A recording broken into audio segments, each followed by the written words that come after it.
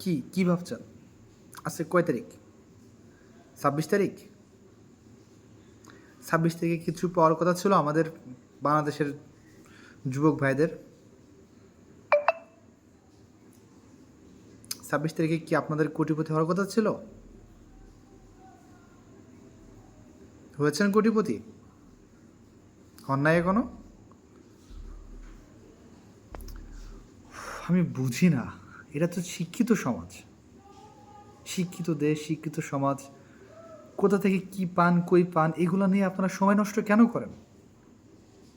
কেন করেন এগুলো আপনারা? কোটিপতি হয়ে যাবেন, BMW কোম্পানি কিনে নিচ্ছেন, কেউ অ্যাপল কোম্পানি কিনতেছে, মানে কত রকম কত কিছু। এ তো স্বপ্ন শুধু বাঙালিরাই দেখতে পারে। আমরা কি আসলেই বাঙালি? তাহলে বাঙালি হলে এরকম ভুল আমরা কেন করি? কিভাবে করতে পারি এগুলা? অন্য একটা দেশ কি না কি দিচ্ছে সেগুলো নিয়ে আমরা লাফালাফি করছি। ফ্রিতে কেউ 4 আনা দেয় না। না খেয়ে থাকলে কেউ একবেলা বলে না যে খেয়ে যা।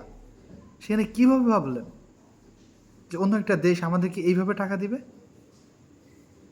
এই হলো শিক্ষিত সমাজ? শিক্ষিত হচ্ছেন আপনারা এটার জন্য?